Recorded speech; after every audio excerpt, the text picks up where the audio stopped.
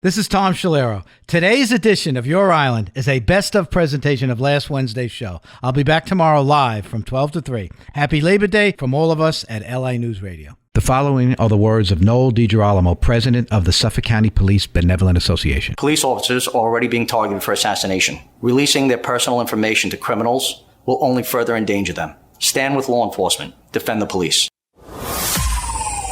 Your Island, live and local, with your host, Tom Schiliro, on 103.9 LI News Radio. And once again, welcome back as we're approaching that 3 o'clock hour, folks. And by the way, you can catch us right on Facebook, Your Island with Tom Schiliro. You can click right on there, and here we are live and in color. And you could send off a comment. People have been doing that all week. It's been a lot of fun to listen to and to hear the comments that we get on all of our different programs.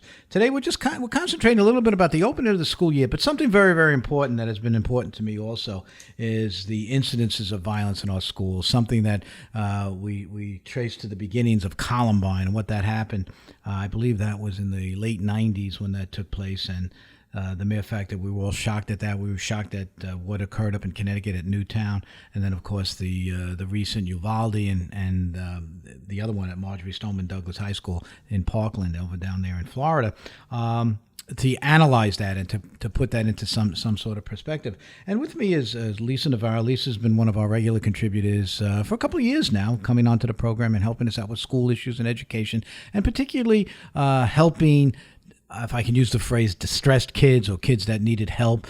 She does that with her business, Child Behavior Consulting, and utilizing her expertise on all of this. So let me welcome you back, Lisa. How are you? I'm good. Thank you so much for having me, Tom. Okay, I've been watching the trial of the Parkland shooter. That's the Marjorie Stoneman Douglas High School. Got very interested in that. And what happened was he pled guilty to all 17 homicides, and that included 2 teachers.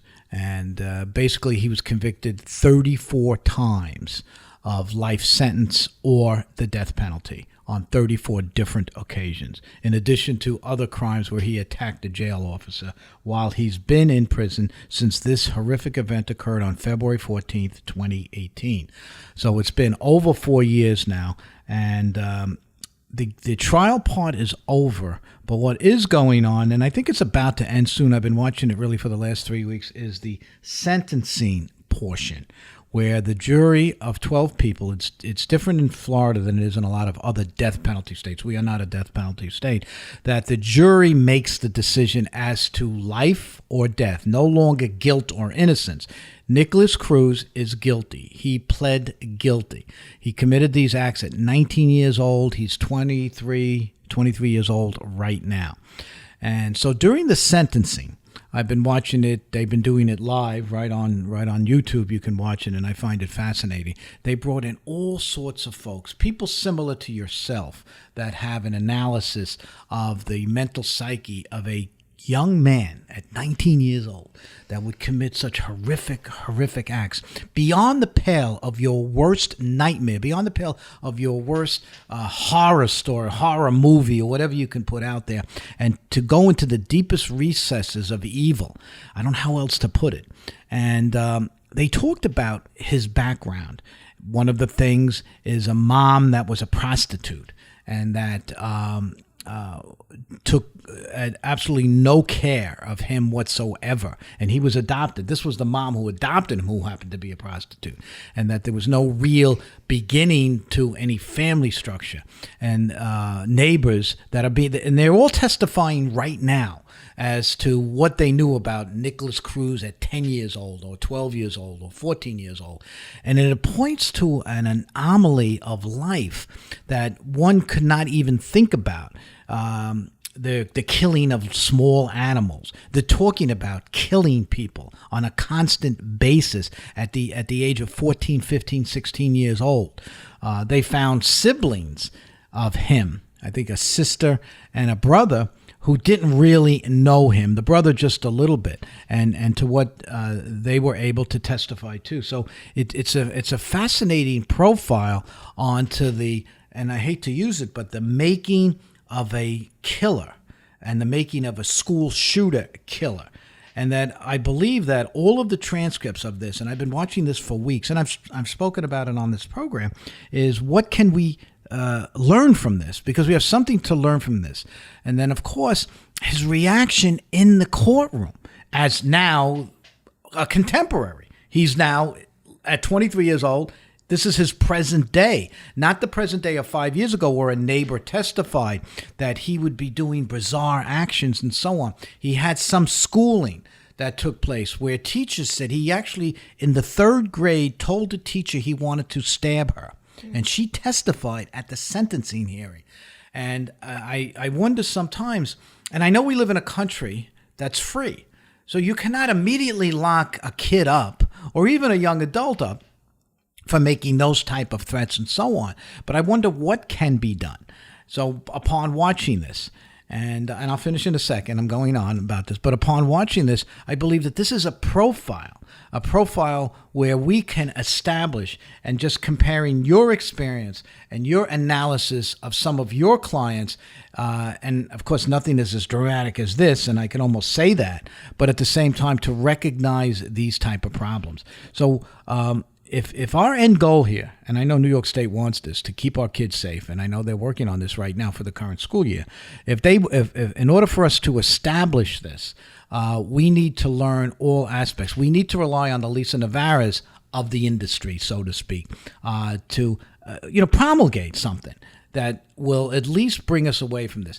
This was an individual, and the sad thing about this, and this is just a personal opinion, is that sitting in this courtroom every single day are the moms and the dads and the brothers and the sisters. And these were young adults. These were 16, 17. They knew about love and boyfriends and girlfriends and so on, and they lost their first love of their life. And this happened on Valentine's Day, February 14th, 2018.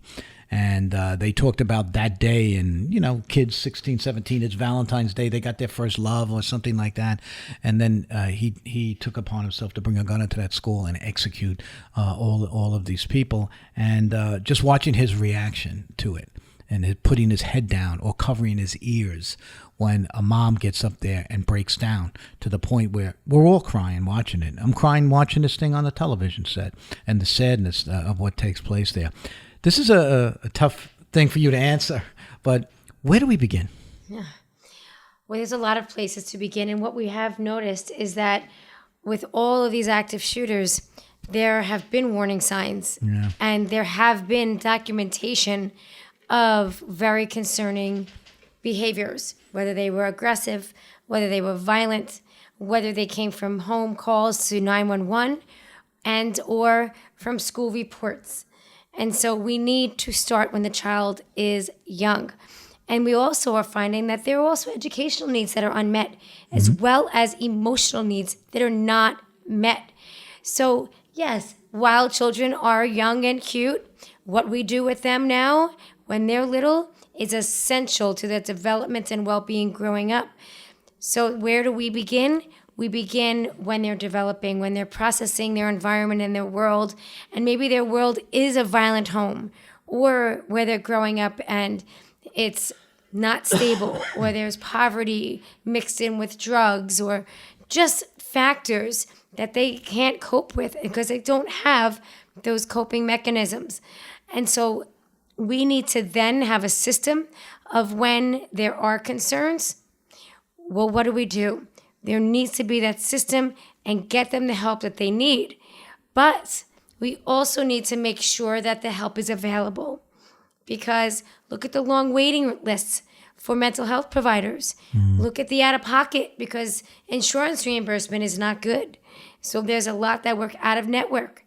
So there needs to be resources available when these children need them. 631-451-1039, talking about the horrific incidences that have occurred over the last few years in our schools. I'm with Lisa Navarro, Child Behavior Consulting, trying to make some sense of all of this. And I know it has dramatically impacted me upon watching the sentencing trial portion of the Nicholas Cruz case and watching all of the people that knew him from day one when he was a child and watched the mere fact of incidences that took place, and that they tended to go away. They tended not to deal with it. And I think I know we could learn from this, and I know we can come up with a profile for this and try to make some sense of all of this. But is it being done? What do you hear? I mean, I know there was an article published. I think Newsday had an article about identifying how many school shootings there were and so on. But can we go beyond statistics? I mean, again, this is a question that I would think hundreds of thousands of experts like yourself all across this country are trying to answer. But how do we answer it, and can we answer it? And can the state get involved? And what needs to be done? I know we have red flag laws and all this. It just doesn't seem to be working, and it's frustrating. Well, we need to be careful in even how we educate the children after COVID too. Because those children who say, I'm stupid, I don't know, maybe I'll start this year 50-50, I'll know some stuff, but school is hard. So school is their job. It's their social life. It's where they are building their self-confidence or not. It's also oftentimes a safe place. And so we need to make sure that those resources are bridged between the home and the school. We need to really build those school communities. And I realize that sometimes that's a difficult thing to do because there are some districts where there's a lot of parent involvement. And then there's a lot of districts where we beg parents to just come to school for open school night or meet the teacher. But we need to really make sure that the parent and the community outreach is strong and stronger than ever these days. Yeah. You know, again, you wonder sometimes if all of this can be stopped and whether we can turn the corner on this. 631-451-1039. We got Frank on the line. Frank DiNatale, what do you say? Tough subject, Frank. What do you say? Good afternoon to you both. It's always very nice to have Lisa Navarro's race for airways, Tom Schiliro. Yes, I agree. Thank you. You're welcome. Tom, on a different note, going back to the earlier previous segment, I think you and Mr. Bombay were giving Gorbachev way too much credit. Okay. Way too much. I really believe that. I think Gorbachev was a realist. I'll say that about him. He knew what he was dealing with across that table. Was a president named Robert and wasn't budging and called out Russia on every little thing when they stepped the toe out of place. I think if it wasn't for President Reagan, there wouldn't have been any glasnost or perestroika. Other than that, that's it. It's a great show, and I'm happy to hear how the Lieutenant Governor came. Yeah, that's right. We'll have Allison Esposito on tomorrow. Allison is running for Lieutenant Governor, State of New York. I want to hear what she has to say about the statement made by Governor Kathy Hochul that we should all just pack it up and get out of New York. And I think that's a big part of it. Thanks, Frank. Appreciate it. You know, going back again to make our schools safer is whose job is it? I mean, obviously the base answer for this question is that it includes our schools, our teachers, it includes our police departments, and so on. Teachers, is there a new normal now when it comes to teaching in terms of learning self-defense, learning what to recognize, how to deal with it? The most recent shooting, the Uvalde, there was a teacher that was screaming at her kids to take cover, and to it was just mind-boggling when it comes to that. Lisa? I think we will continue to have the lockdown and lockout drills with more sensitivity and a heightened awareness of the potential of what could be. However, I know that there's been some talk, should we have a mock type of active shooter drills, right, in the classes. I completely disagree with that. I think that would be extremely traumatic for students, making it much too real. They probably know too much already in terms of who's gotten hurt and whatnot. But we really, what it comes down to is parents feeling comfortable with their teachers and teachers presenting themselves as resources, not just educators, but resources. Saying, hey, I see that even your child loves music. I know a great music program outside of school. Or here's one that the school offers.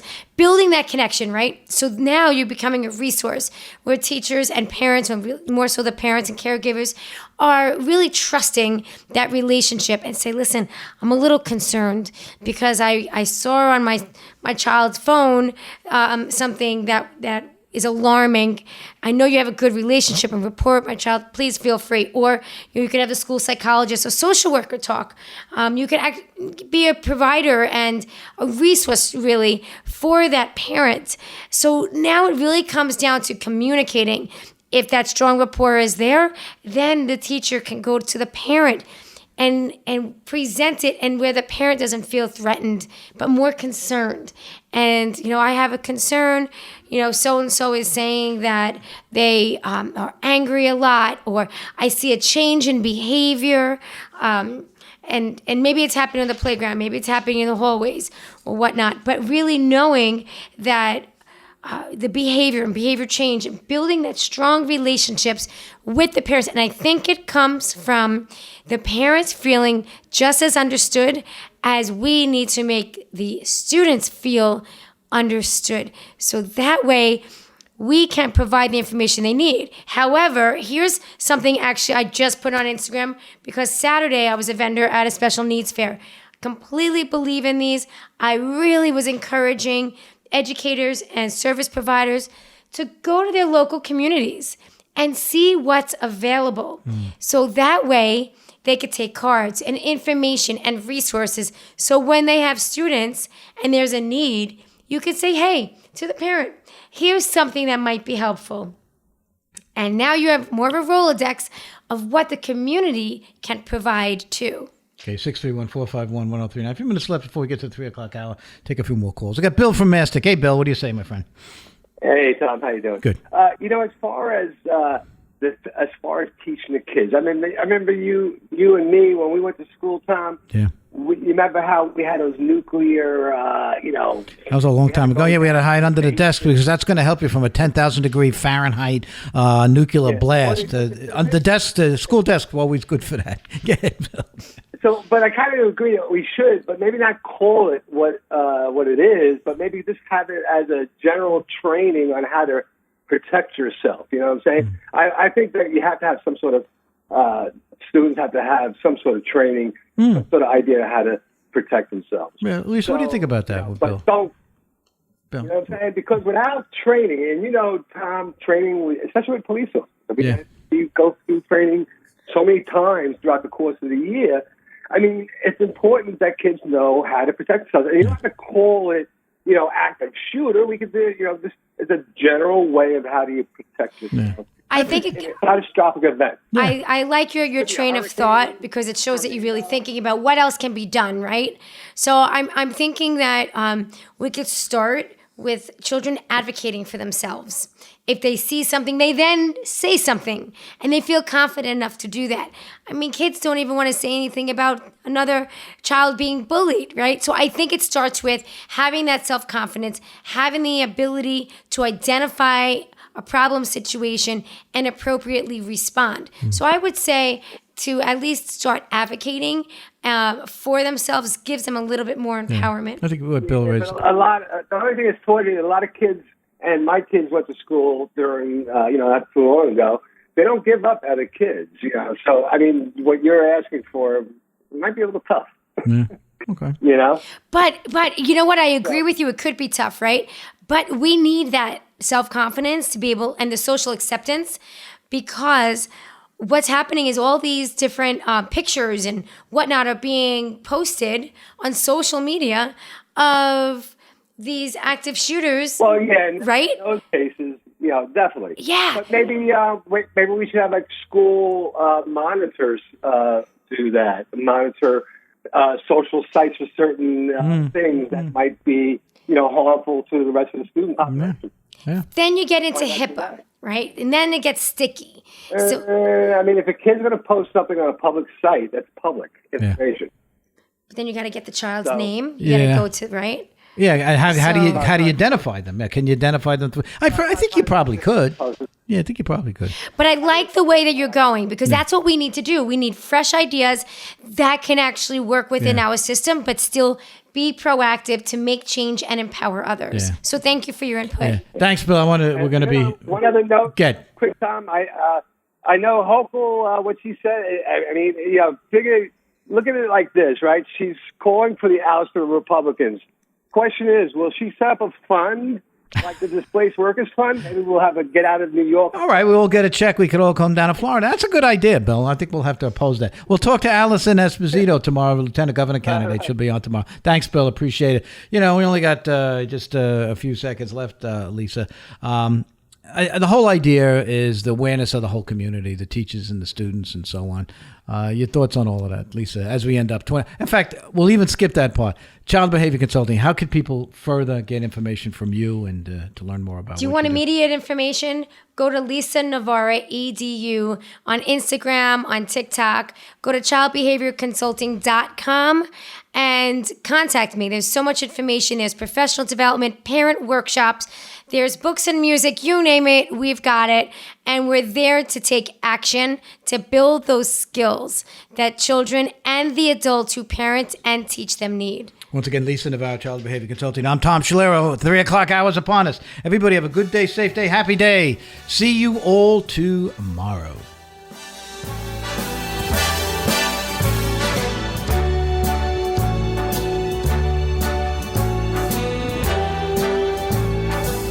Start spreading the news.